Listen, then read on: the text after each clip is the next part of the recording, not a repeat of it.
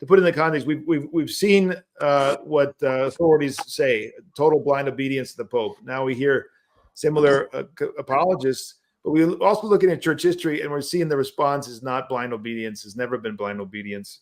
There are presuppositions. One has to know the faith. And do we want to see Mr. Lofton, or is it just is it going to be? I do. Come on, let's do it. You want to see the? All right. So this is Mr. Lofton. This is Mr. Lofton when he was against the German same-sex couple blessing, and then we're going to hear him defending the Pope after that. Ceremony must differ from a church wedding ceremony in terms of reading the document. Signs, and should explicitly, now here's the kicker, reinforce the love, commitment, and mutual responsibility in the couple's relationship as an act of blessing. As I said, some people disguise certain things in very cunning ways. And I have been hammering home, here's how they're going to try to sell it. They're going to try to... This is the tragedy for Mr. Lofton, is the exact same thing happened in Germany, happened now from the Pope. So they're selling it, and you're buying it. Sell it as, well, we're not... He disguises things in cunning ways. In anything disordered in this union. We're just blessing whatever good is found in this union. That's exactly what we're hearing right now, is it not? Am I missing something?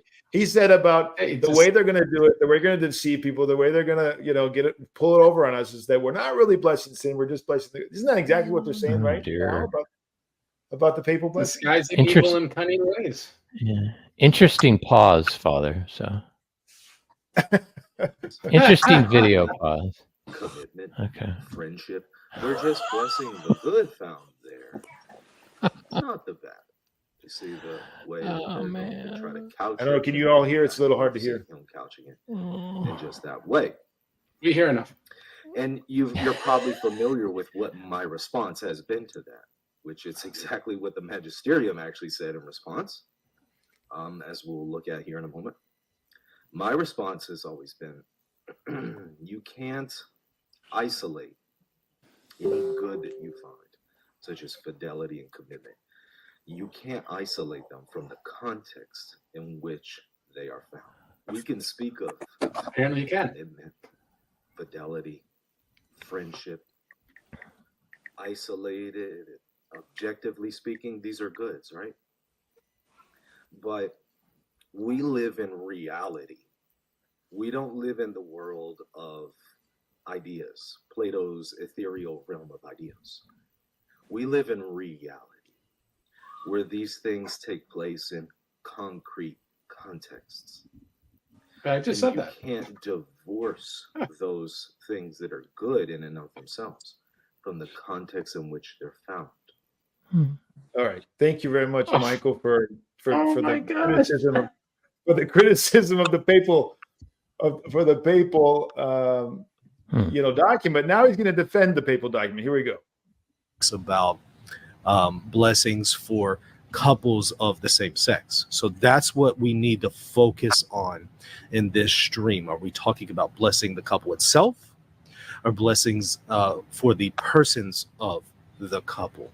I think the context is pretty clear in the document, but unfortunately, most people did not read the document. They just saw that language in paragraph 31, or perhaps the header there for section 3 of the document that is titled Blessings of Couples in Irregular Situations and of Couples of the Same Sex. They see that and they think, oh, that must mean the object of the blessing is the gay union itself. Exactly. And that is why a lot of people in the media just kind of ran with Pope approves of blessing of his. The blessing is for the persons of the couple, not of the couple itself, not of the union itself. Oh, come on. In addition to that, I want to provide and go over with a short catechism. So there you go. So completely contradicts himself. And if you listen to his he did an interview recently on this subject, that he literally contradicts the very rationale of his critique in the video we just saw before this one. It's just incredible, and it speaks volumes. I'll just say it's the nicest thing. It speaks absolute volumes. It's tragic. If it's the blessing of a couple, how is it not the blessing of a couple? I'm confused. Yeah, the document Well, says well, blessing of same-sex couples. Doesn't say individuals in same-sex couples. I think Michael Lofton wearing the debate shirt from the first video should debate the Michael Lofton wearing a very similar shirt in the next video. I think Go ahead. Catholicism. I think Catholicism eventually causes mental illness. It does.